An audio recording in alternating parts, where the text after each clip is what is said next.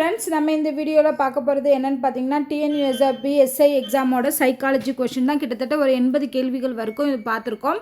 So அந்த 80 கேள்விகள் பற்றின வீடியோஸ் எல்லாமே பிளேலிஸ்ட்டில் இருக்குது, செக் பண்ணி பாருங்கள். ஸோ இன்றைக்கி நம்ம பார்க்க போகிற கொஷினில் ஃபஸ்ட்டு கொஷின் என்னென்னு பார்த்தீங்கன்னா, அந்த பிளட் ரிலேஷன் வச்சு வரக்கூடிய கொஷின் தான். என்ன கொடுத்துருக்காங்கன்னு பாருங்கள். K is the brother of N and X.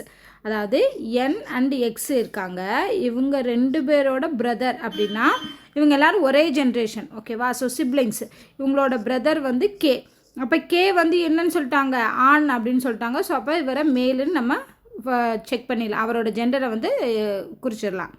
அடுத்து Y is the mother of N, ஓகேவா? ஸோ ஒய் வந்து என்னோட மதர் அப்படின்னா கேக்கும் அவங்க தான் அம்மா, எக்ஸுக்கும் அவங்க தான் அம்மா. ஏன்னா இவங்க 3 பேருமே சிப்ளிங். அப்போ ஒய் வந்து மதர்னால் அவங்க வந்து உமன், ஓகேவா? ஸோ அவங்க பெண்ணுன்னு சொல்லிடலாம். அடுத்து Z is the father of K. கேவோட ஃபாதர் வந்து இசட் அப்படின்னா என்ன அர்த்தம்? என்னுக்கும் அவங்க தான் அப்பா, எக்ஸுக்கும் அவங்க தான் அப்பா. ஸோ இவர் மேல். அப்போ ஒய் அண்ட் இசட் வந்து husband and wife, mother and father, ஓகேவா? ஸோ இவங்க உமன், இவங்க மென்னு. இப்போ இதுதான் வந்து இவங்க கொடுத்துருக்கிறத வச்சு நம்ம ஃபேமிலி ட்ரீ வரைஞ்சிருக்கோம். இதில் என்ன கேட்டிருக்காங்கன்னா, which of the following statement is not definitely true. இதுவல்ல எது வந்து கண்டிப்பாக உண்மை இல்லை அப்படின்னு கேட்டிருக்காங்க, எது தப்பாக இருக்கும் அப்படின்னு. ஃபஸ்ட்டு பாருங்கள், K is the son of Z. இசட்டோட சன் வந்து கே. கே ஆல்ரெடி வந்து ஜெண்டர் சொல்லிட்டு ஒரு மேலுன்னா அப்போ கண்டிப்பாக சன்னு. இது வந்து ட்ரூ தான், ஓகேவா? அடுத்து Y is the wife of Z. இசட்டோட ஒய்ஃப் வந்து ஒய், ஏன்னா ஆல்ரெடி உங்களோட ஜெண்டர் நமக்கு தெரியும், உமன்னு. அப்போ இவங்க கரெக்டு தான். அடுத்து K is the son of Y. ஒய்யோட சன்னும் கே தான், இசட்டோட சன்னும் கே தான். அப்போ அந்த 3 கண்டிஷனுமே கரெக்டு. அடுத்து டி கண்டிஷன் பாருங்கள், N is the brother of X. N is the brother of X, அதாவது எக்ஸோட பிரதர் தான் வந்து என்ன. இவரோட ஜெண்டர் நமக்கு தெரியாது, மேபி சிஸ்டராக கூட இருக்கலாம். பட் இவங்க ஜெண்டர் தெரியாதனால நம்ம இந்த இதை வந்து டெஃபினட்டாக இதுதான் உண்மை அப்படிங்கிறது சொல்ல முடியாது. ஸோ ஆப்ஷன் டி தான் இதுக்கு நாட் டெஃபினெட்லி ட்ரூ, ஓகேவா? இங்கே ஜெண்டர் இருந்தால் மட்டும்தான் இவங்க ரிலேஷன்ஷிப் என்ன, சிஸ்டரா பிரதரா அப்படிங்கிறது நமக்கு தெரியும். ஸோ அதனால் ஆப்ஷன் வந்து N is the brother of X அப்படிங்கிறதான் தப்பு. செகண்ட் கொஷின் பாருங்கள். Read the following information and answer the question given below.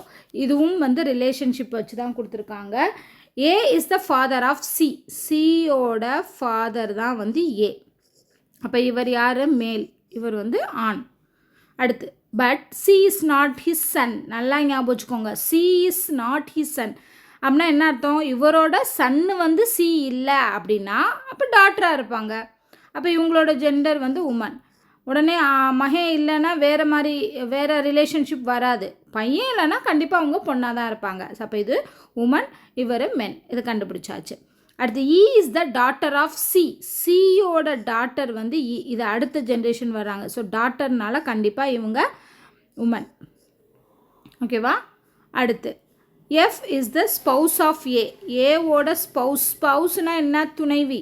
அதாவது ஹஸ்பண்டாக இருந்தால் அவங்களோட ஸ்பவுஸ் வந்து மனைவி, அந்த மாதிரி. அப்போ இவங்க ஆல்ரெடி மேல்னா இவங்க யார்? ஃபீமேலாக தான் இருப்பாங்க, ஓகேவா? ஸோ நம்ம உமன்னு போட்டுக்கரலாம். ஏஎன்எஃப் வந்து ஹஸ்பண்ட் அண்ட் ஒய்ஃபு. ஏ வந்து ஹஸ்பண்ட்னா எஃப் வந்து ஒய்ஃப். அடுத்து B is the brother of C. C கூட அதே ஜென்ரேஷனில் இருக்கிறது பி வந்து பிரதர்னு சொல்லிட்டாங்க. அப்போ இவர் மேல்.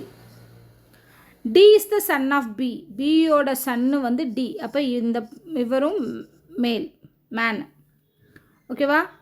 G is the spouse of B. பியோட ஸ்பவுஸ்னால் என்ன அர்த்தம்? இவங்க 2 பேரும் ஹஸ்பண்ட் அண்ட் ஒய்ஃபு. யார்? ஜி. ஜி அப்போ யார்? ஒய்ஃபு, உமன், மென்னு. So husband and wife. H is the father of G. ஜியோட அதாவது இந்த பொண்ணோட அப்பா வந்து ஹச், அவர் வந்து மேல். ஸோ உங்கள் கொடுத்ததை அப்படியே ஃபில் பண்ணியாச்சு. இப்போ எல்லாரோட ஜெண்டருமே நமக்கு தெரியும், மென்னா உமனா அப்படிங்கிறதும் தெரியும். இப்போ பாருங்கள், who is the grand ஆஃப் டி. டியோட கிராண்ட் மதர் யார்? டியோட அப்பா வந்து பி, அம்மா வந்து ஜி, ஓகேவா? ஸோ கிராண்ட் மதர்னால் எங்கே வரும்? இங்கே வரும். ஏன்னா ஏ அண்ட் எஃப்க்கு வந்து சி அண்ட் பி வந்து பசங்க. ஏன்னா சிப்ளிங் நீங்கள் சொல்லிட்டாங்க இல்லையா? சியோட சி தான் வந்து பியோட பிரதர் அப்படின்னா இந்த பிக்கும் அப்பா அம்மா வந்து ஏ அண்ட் எஃப். இப்போ என்ன கேட்டிருக்காங்க, இப்படி போக முடியாது. அதாவது டியோட அம்மா வந்து ஜியோட அம்மா தான் ஹச் கொடுத்துருக்காங்க. ஓகேவா? ஸோ இப்போ ஆப்ஷனில் இதுவும் வரும், ஹச்சும் வரும்.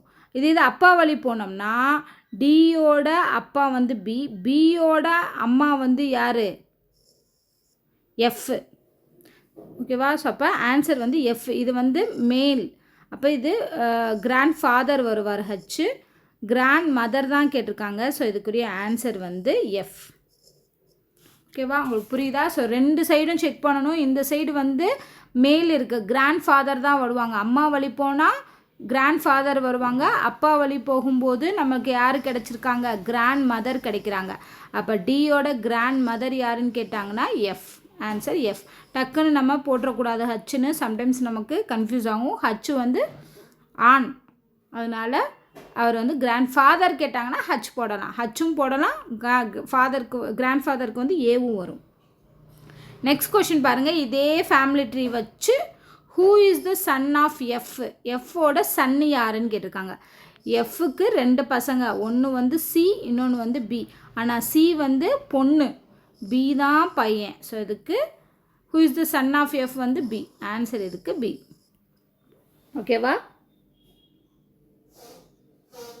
அடுத்து 84 பாருங்கள். ஸோ இது வந்து ஒரு டிஃப்ரெண்ட்டான கொஷின். 5 ஃப்ரெண்ட்ஸ் இருக்காங்க, PQRSTன்னு. இவங்க எல்லாருமே 5 டிஃப்ரெண்ட் சிட்டிஸ்க்கு ட்ராவல் பண்ணுறாங்க. சென்னை, கல்கத்தா, டெல்லி, பெங்களூர், ஹைதராபாத் அப்படின்னு சொல்லி. அதுவும் 3 டிஃப்ரெண்ட் மோட்ஸில் போகிறாங்க. அதாவது different modes of transport, bus, train, aeroplane, car, போட்டுன்னு சொல்லி மும்பையிலேருந்து போகிறாங்க. ஓகேவா? ஸோ இதான் கொடுத்துருக்காங்க. இதை வச்சு சில கண்டிஷன்ஸ் கொடுத்துருக்காங்க. இந்த கண்டிஷனை வச்சு நம்ம இந்த மாதிரி நல்லா ஞாபகம் வச்சுக்கோங்க. 5 பேர் 5 இடத்துக்கு 5 மோட் ஆஃப் டிரான்ஸ்போர்ட்டில் போகிறாங்க அப்படின்னா நம்ம என்ன பண்ணணும்னா டேபிளர் காலம் போடணும், ரோ அண்ட் காலம் அப்படின்னு போடணும். ஸோ இங்கே ரோ அண்ட் காலத்துலேயுமே 3 இது வருது. நமக்கு ரோ அண்ட் காலம்னா 2 கண்டிஷன் இருந்தால் போதும், ஆனால் இங்கே 3 இது வருது இல்லையா? ஸோ அதை எப்படி ஃபில் பண்ணுறது அப்படின்னு சொல்கிறேன். ஃபஸ்ட்டு நம்ம எந்தெந்த பிளேஸுன்னு மொதல் ஃபிக்ஸ் பண்ணிடலாம். ஃபஸ்ட்டு சென்னை, கொல்கத்தா, டெல்லி, பெங்களூர், ஹைதராபாத். இந்த மாதிரி கொஷினுக்கு வந்து பார்த்திங்கன்னா ஒரே ஒரு கொஷின் மட்டும் இதில் கேட்க மாட்டாங்க. இந்த இது கொடுத்துட்டு ஒரு 5 கொஷின் தொடர்ந்து கேட்பாங்க. ஸோ அப்படிங்கிறப்போ நம்ம இதை ஒன்று கரெக்டாக சால்வ் பண்ணிட்டாலே அந்த 5க்குமே ஆன்சர் பண்ணிடலாம். ஓகேவா? ஸோ இது வந்து 5 பிளேசஸ்க்கு போகிறத நான் ஃபில் பண்ணியிருக்கேன். அடுத்து அவங்க எந்த மோட் ஆஃப் டிரான்ஸ்போர்ட்டில் போகிறாங்க அப்படிங்கிறத ஃபில் பண்ணிடலாம். ஃபஸ்ட்டு பார்த்திங்கன்னா பஸ்ஸு. ஓகேவா? ஸோ பஸ்ஸுக்கு வரைஞ்சோம் அப்படின்னா அடுத்து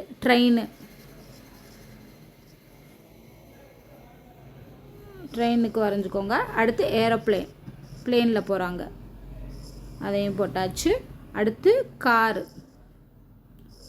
அடுத்து போட்.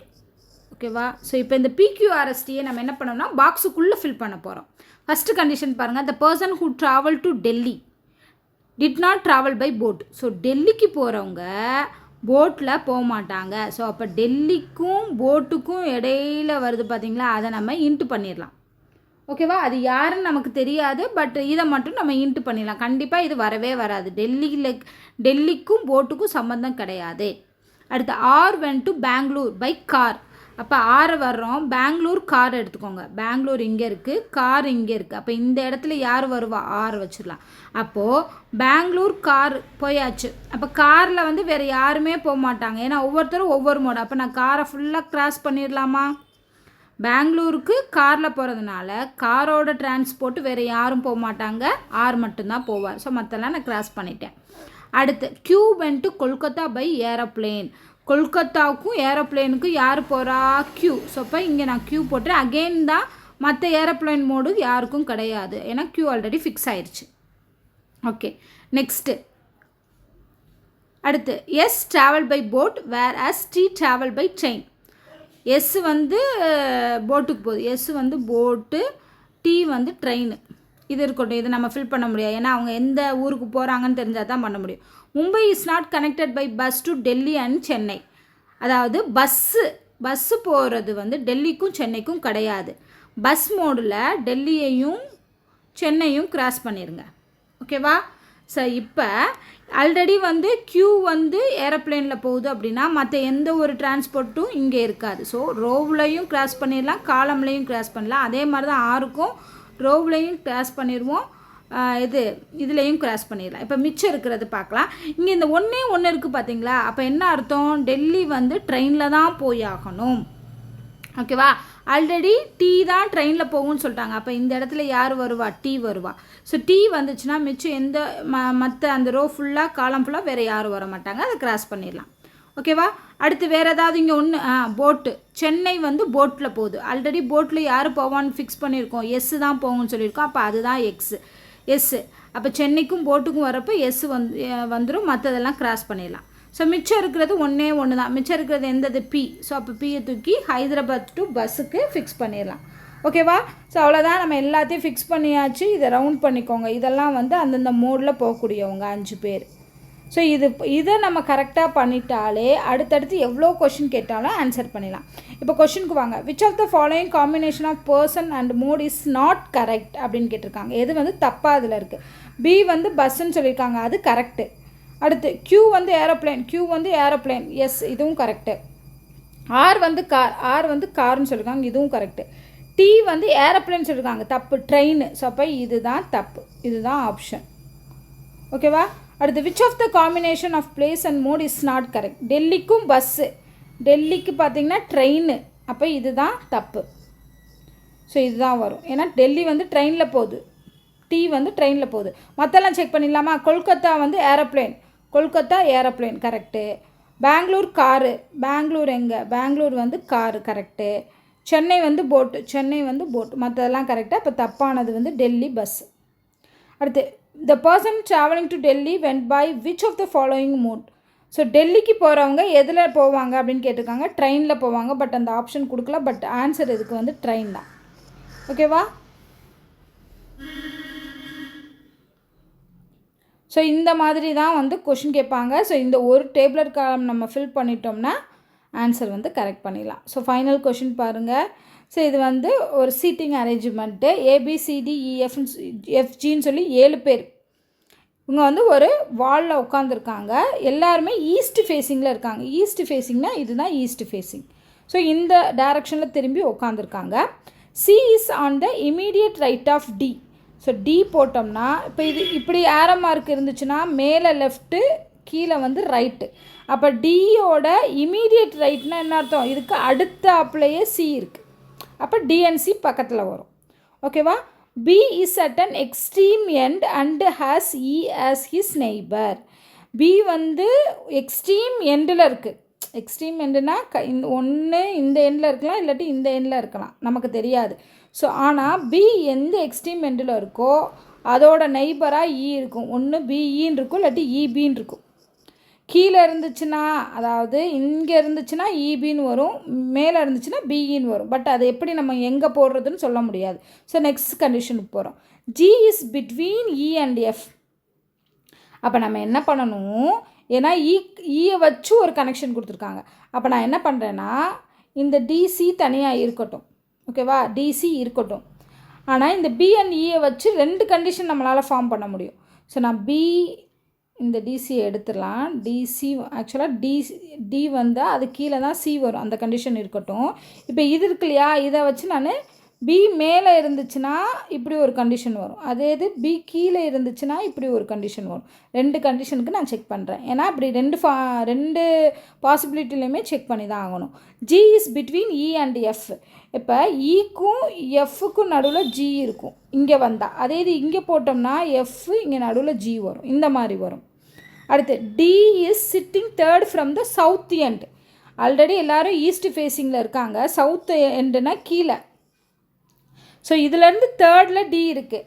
அப்போது இங்கேருந்து 3rd 1 2 3rd பிளேஸில் டி இருக்குது. இப்போ இங்கே டி போட்டேன்னா கீழேருந்து 3rd பிளேஸில் டி இருக்குது. ஓகேவா? ஸோ டி இருந்துச்சுன்னா டிக்கு பக்கத்தில், டிக்கு அடுத்து கீழே சி வரும். அப்போ மிச்சம் விட்டு போனது என்ன?